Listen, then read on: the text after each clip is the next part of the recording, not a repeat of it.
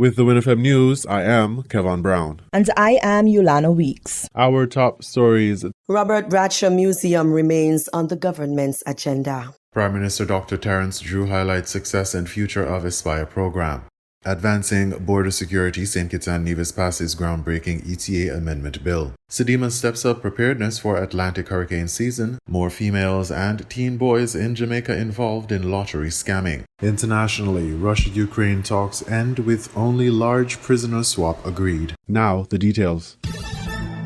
On Thursday, May 15, 2025, Prime Minister the Honorable Dr. Terence Drew addressed the National Assembly with an essential update on the Aspire program, following the nationwide observance of Aspire Day on May 14th. The day marked a concerted effort across St. Kitts and Nevis to raise financial awareness among youth through school activities and presentations. Our program, our Aspire program, yesterday was considered Aspire Day, a financial awareness day, where we had persons who are in the financial field go to the schools across St. Kitts, Madam Speaker. Emphasizing the significance of direct engagement, Dr. Drew underscored the participation of financial professionals who volunteered their time to educate students, a gesture he noted was met with enthusiasm and appreciation. He thanked the Cabinet Secretary, Dr. Marcus Natta, and the committee leading the initiative, praising their leadership in this transformative project. Prime Minister Drew shared his personal involvement, recounting his visit to Keon High School, where he spoke with students about the essential nature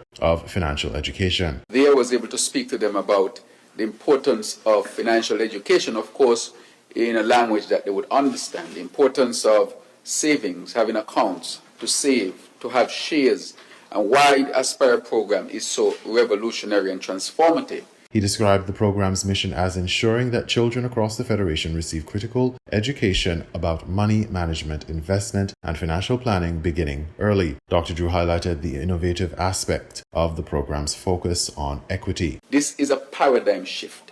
This is to make sure that we get to the bottom of why we can have, I would say, pockets of poverty and to eliminate them. He explained that the initiative intends to level the playing field for children who may otherwise be financially disadvantaged, especially those whose parents or guardians cannot open bank accounts or invest on their behalf. This is to ensure that a mother who may not be able to have a bank account for their child, or a father who cannot do it, or a guardian who cannot do it, that child is not left behind. The Aspire program provides each eligible child with a $1,000 grant split evenly between $500 deposited into savings accounts and $500 invested in shares of local companies. The aim is for these funds to grow over time. The Prime Minister encouraged parents to support and, if possible, contribute to increasing this amount to further benefit their children. Dr. Drew also announced plans to launch a formal financial education curriculum starting September 2025 designed to be age appropriate and delivered by trained teachers. We're now testing the curriculum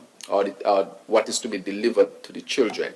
We are testing it with teachers as well, so that they will be in a position to deliver it, so that education is in a formal way, so that the education can be assimilated. The curriculum aims to shift the national conversation regarding money management and financial literacy. This program is a revolutionary program, the benefits of which we will see decades to come. May not be immediate, but at least this is setting the foundation for a better future for our young people. The Prime Minister commended the entire National Assembly for passing the Aspire initiative and expressed deep appreciation to Cabinet colleagues and committee members, including representatives from the credit union, banking community, and central bank. Just to let people know how serious we take this particular matter of financial education and giving our young people a good start. The Aspire program reflects the government's commitment to fostering economic resilience and inclusive growth for future generations in St. Kitts and Nevis. Its ongoing implementation promises to empower youth with the knowledge, tools, and opportunities required for successful financial management and investment from an early age. St. Kitts and Nevis's Prime Minister Dr. Terence Drew assured citizens and residents that there will be a Robert Llewellyn Bradshaw Museum as promised. The unveiling of the project design for the Sir Robert L. Bradshaw Museum was held on Labor Day, May 1, 2023. The initial plan was for the home of the nation's first national hero to be transformed into a museum before September 16, 2023, which was the 25th celebration of National Heroes Day in St. Kitts and Nevis and Sir Robert L. Bradshaw's 107th birthday. A restoration project, including the stabilization of the building, was executed at Bradshaw's house, but according to Drew, the procurement process delayed the project. With respect to the Robert Bradshaw, we have done the stabilization work of the building. So if you go there, you'll see the stabilization work. There was a pause in the whole process because we are doing the procurement and so forth for it. But we already done a lot of the planning and so forth. So that will go forward. We will have a Robert L. Bradshaw Museum in Basti. For yet another time in St. Kitts, a bust of Sir Robert Bradshaw will stand tall. It will serve as a memorial to the nation's first premier, erected on the grounds of what will be the Sir Robert L. Bradshaw Museum. I've already received the bust. The bust was done in England, and we have already received the bust to be placed at the museum here in at Robert L. Bradshaw. So that is going as well. Meanwhile, no confirmation was given about when the procurement process might be completed. Notably, though, through its local embassy, the government of the Republic of China, Taiwan, donated some funds to the project in December 2022. The $3 million donation was to support the Bradshaw Museum project alongside other projects that had been launched. The Sir Robert L. Bradshaw Museum is viewed as a significant undertaking, a symbol of sacrifice and nation building by the nation's greatest statesman.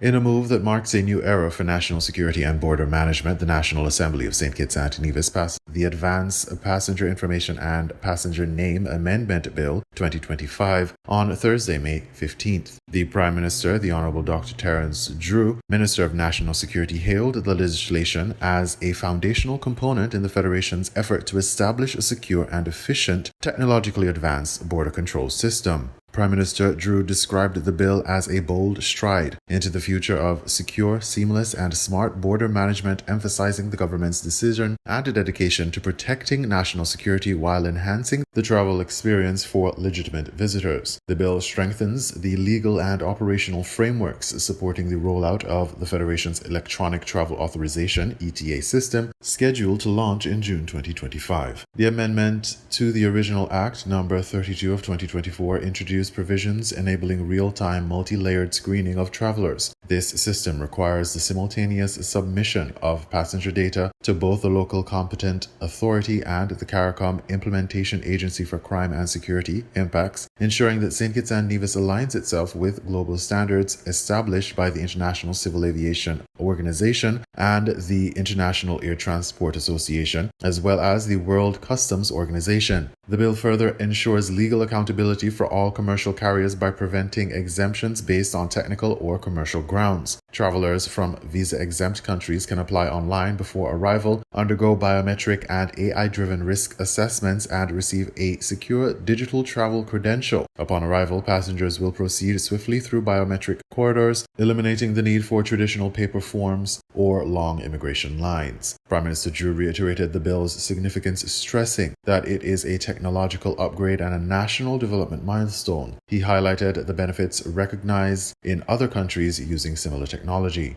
This does not put any extra burden on our people. Madam Speaker. Madam Speaker, I want to say that this is not a guess in bringing this system. In Seychelles, where the same technology is deployed, drug mule interceptions surged, forged identity detections increased, and GDP growth was fueled by post-COVID tourism recovery. St. Kitts and Nevis stands to gain. The Prime Minister made clear the government's vision for the Federation to be recognized as a destination that is both friendly and secure, pointing to Seychelles as a regional benchmark where the ETA platform has led to increased tourism, detection of drug smugglers, and faster airport processing times. St. Kitts and Nevis is set to lead the Caribbean in secure, smart travel. We are moving ahead of the line, Madam Speaker. The implementation of the ETA is a border management upgrade and a national development milestone, ensuring that our borders remain safe, open, and globally competitive. Illustrating the government's holistic approach to national security, Drew added, A whole of government, whole of society approach. The passage of these amendments demonstrates the National Assembly's role as a proactive partner in the government's whole of society strategy to treat with crime, violence, and transnational threats as matters of public health and national development. Madam Speaker, this is also part of our citizen security. We want to strengthen our borders. We want to know who coming into St. Kitts. He emphasized the multiple benefits. The benefits that we'll have with respect to economic growth are obvious, but we also want to make obvious the benefits to our national security system here in St. Kitts and Nevis. So this is a leap forward. Prime Minister Drew tied these legislative reforms to the broader national agenda. By integrating legal oversight, digital innovation, and border control into a single framework, this Parliament is strengthening the architecture that supports our sustainable island state agenda, our economic diversification through tourism. Again, all these things are to ensure we create the environment for economic diversification so we don't have to depend on one sector so heavily. Reaffirming the government's commitment to inclusive governance, he declared, We are not just legislating in abstraction. We are legislating to secure our borders, stimulate our economy, and signal to the world that St. Kitts and Nevis is prepared, modern, and sovereign. The bill ensures the lawful processing and protection of personal data while empowering authorities to respond promptly and intelligently to threats. This moment demands that we legislate not just for today's needs, but for tomorrow's challenges. Following the bill's passage, the federal cabinet, led by Prime Minister Drew, visited the Electronic Travel Authorization System unit on Thursday to observe preparations for the June rollout. The visit underscored the government's dedication to the infrastructure and operational readiness necessary for this transformational step in border security and travel facilitation. Echoing the importance of aligning with international standards, Tourism and Aviation Minister, the Honorable Marcia Henderson, voiced her strong support for the bill. It's critical in the international standards for aviation, which aims to promote the efficient and secure movement of people and goods across borders. Its primary objective is to foster cooperation among states, to facilitate lawful international travel and trade, while simultaneously enhancing border security and preventing illegal activities such as human trafficking, terrorism, and smuggling. Minister Henderson further shared insights from recent international engagements. We were in Qatar, I think about a month ago, and we were discussing with IQ the 17th edition of Annex 9. So Annex 9 continues to evolve with the changes in the sector, and we're now on the 17th edition of Annex 9. They have indicated that they intend to do an audit of St. Kitts and Nevis to determine how compliant we are, Madam Speaker, with the new changes made to Annex 9. I think we're scheduled for the audit sometime later this year, early next year. I'm happy, however, to report that we're 80% compliant.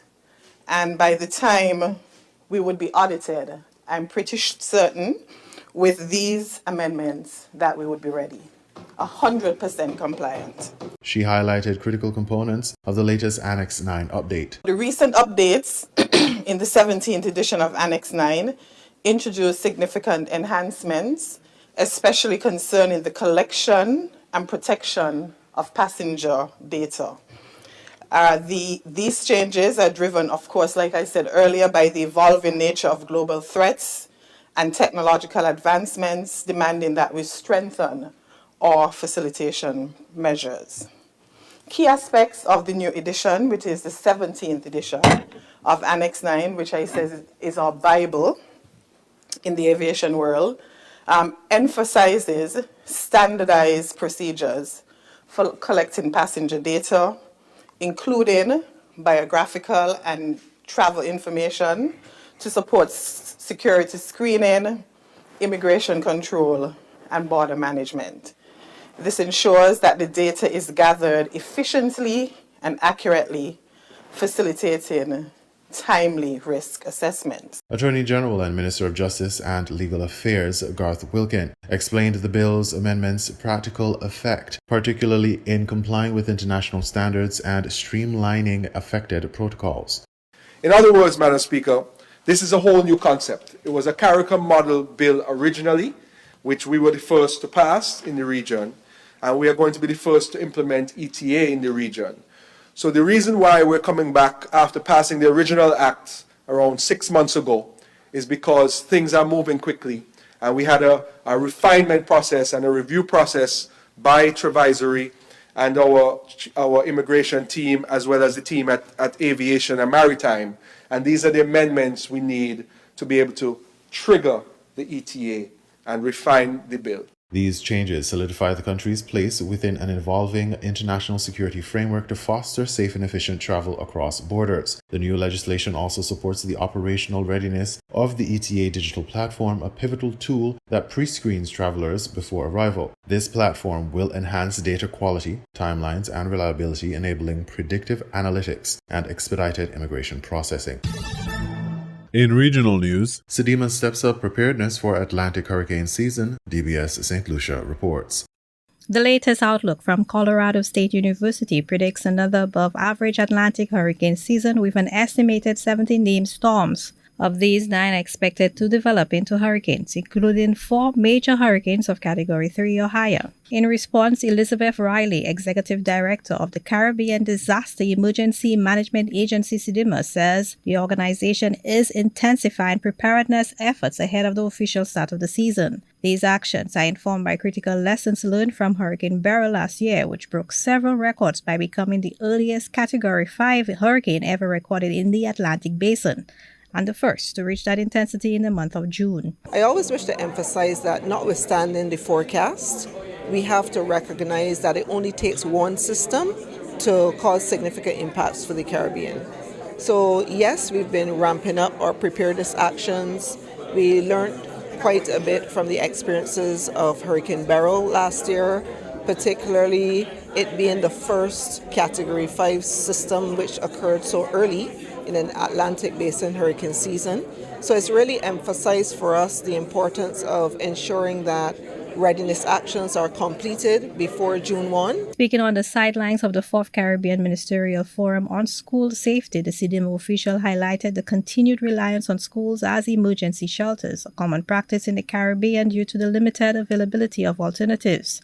While this approach helps meet immediate shelter needs during disasters, it often disrupts education and puts school infrastructure at risk. To address this challenge, Sedema is actively urging governments to integrate purpose-built emergency shelters into their broader development strategies, particularly through the construction of multipurpose human resource development centers.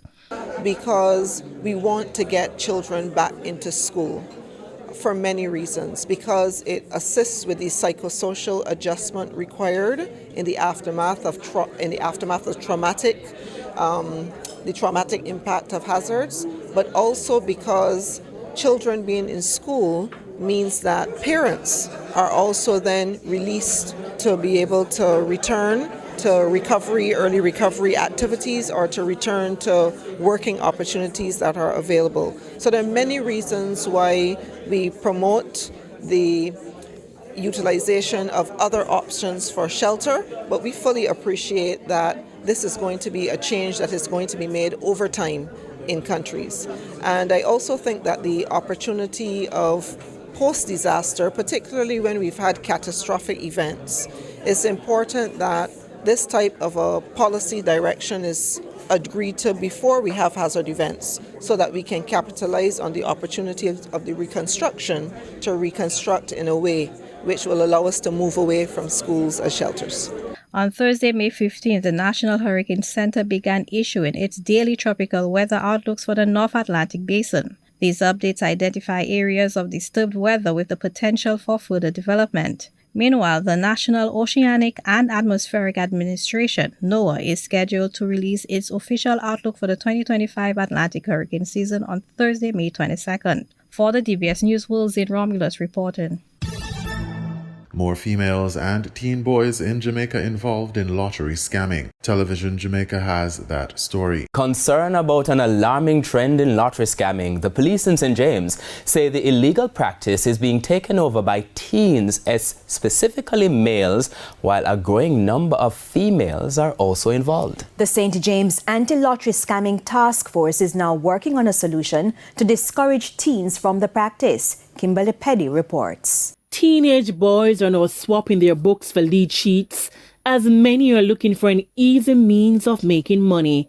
And according to Deputy Superintendent of Police Dave Brown, officer in charge of the Area 1 Anti-Lottery Scam Unit, females are now joining their spouses who are lottery scammers. DSP Brown made the revelation in an interview with TVJ News.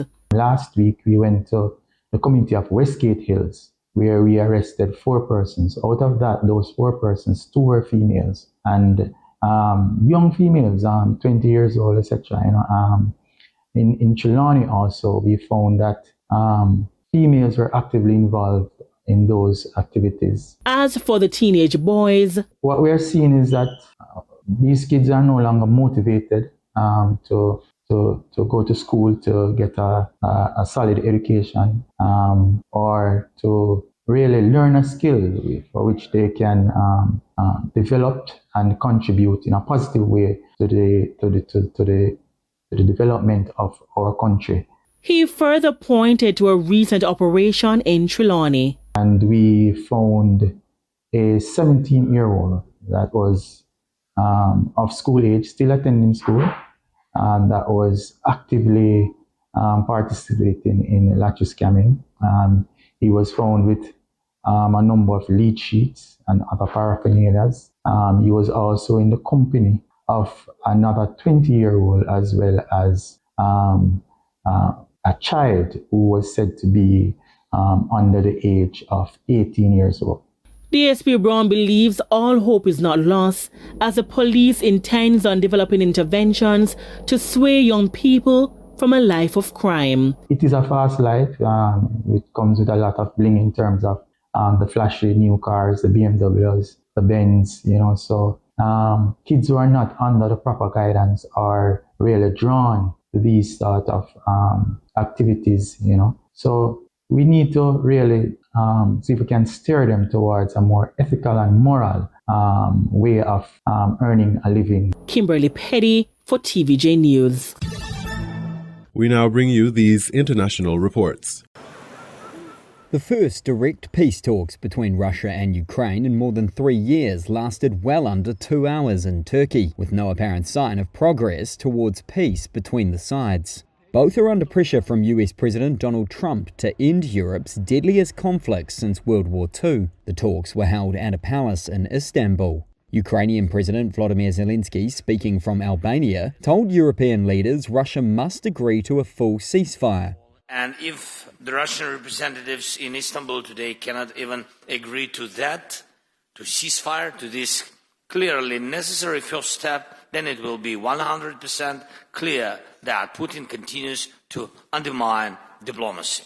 The chasm between the two was quickly apparent, according to a Ukrainian source who told Reuters Russia's demands were detached from reality. They included ultimatums for Ukraine to withdraw from parts of its own territory in order to obtain a ceasefire, the source said.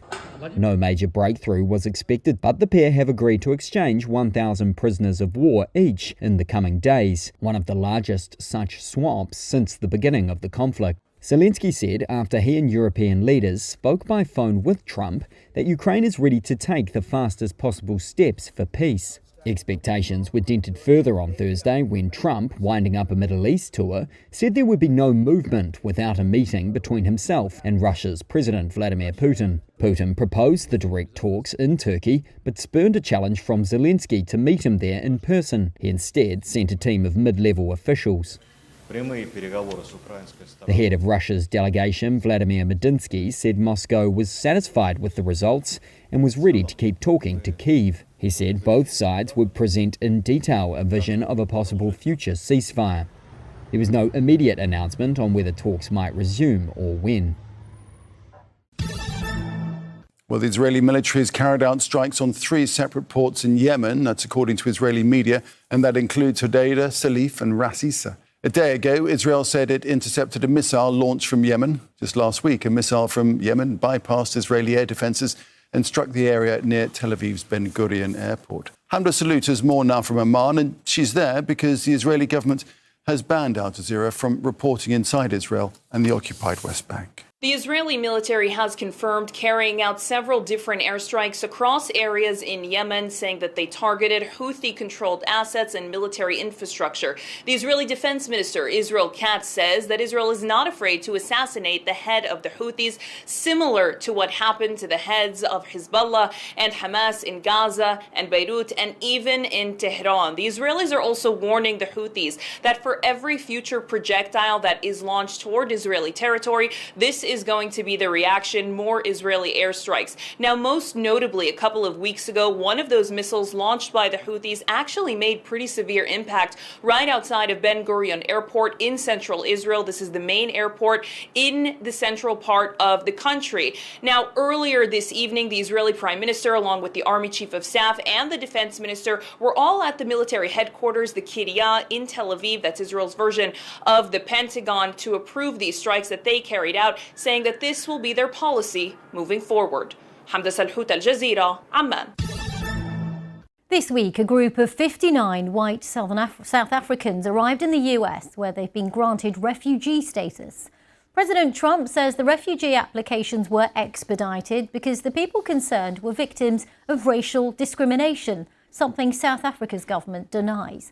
The Afrikaners are descended from Dutch settlers who arrived 4 centuries ago to South Africa and who led the government which brought in apartheid, a racially segregated political system which has led to discrimination against black South Africans, and it's no longer in force. Well, usually it takes years for the US government to process refugee applications, but this group waited only 3 months. Well, our North America correspondent Nomia Iqbal has been speaking to one of those who made the journey. If you're white, you're wrong in South Africa. You're a land thief, you are a racist. The whole time it's being told, and there is racist white people, plenty of them. You say you're not a racist white person? No, not at all. I've got many black friends. I think I've got more African black men as friends as white friends. I'm tired of being told, just because I'm white, I'm a thief. Just because I'm white, I'm wrong in this. I had nothing to do with apartheid. Nothing, nothing, nothing. Is there anything specific that's happened, Charles, that made you think, I've got to get out of here? I've got to leave? After the death rates and stuff and my machinery being cut up, and I'm still, after reporting everything to the police, not getting any protection or anything like that, the only thing that's left on my farm is a sign that says mining area.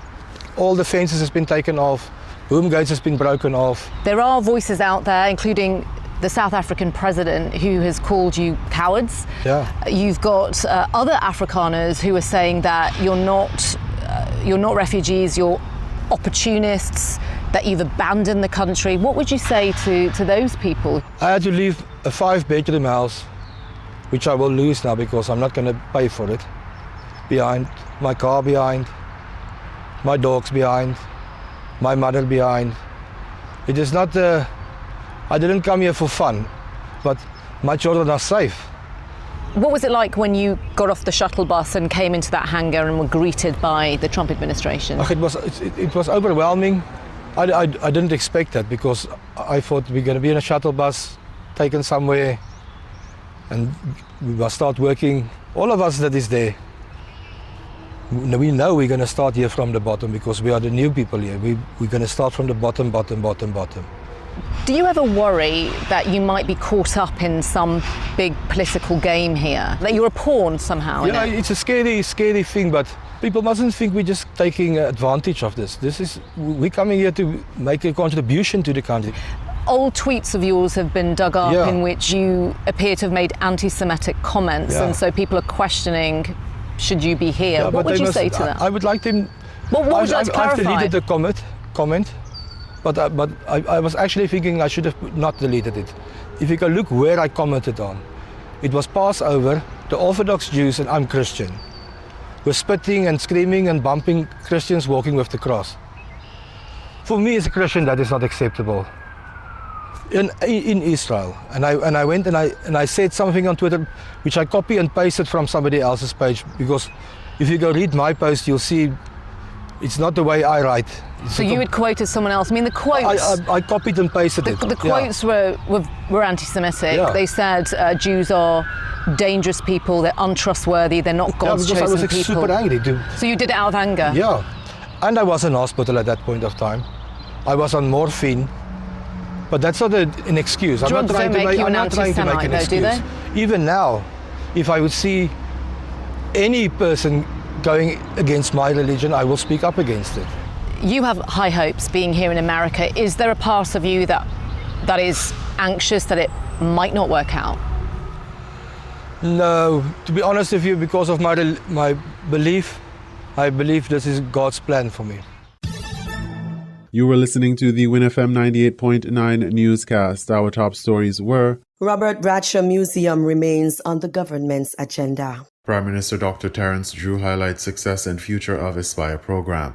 Advancing border security, St. Kitts and Nevis passes groundbreaking ETA amendment bill. Sedema steps up preparedness for Atlantic hurricane season. More females and teen boys in Jamaica involved in lottery scamming. Internationally, Russia-Ukraine talks end with only large prisoner swap agreed. Thank you for listening.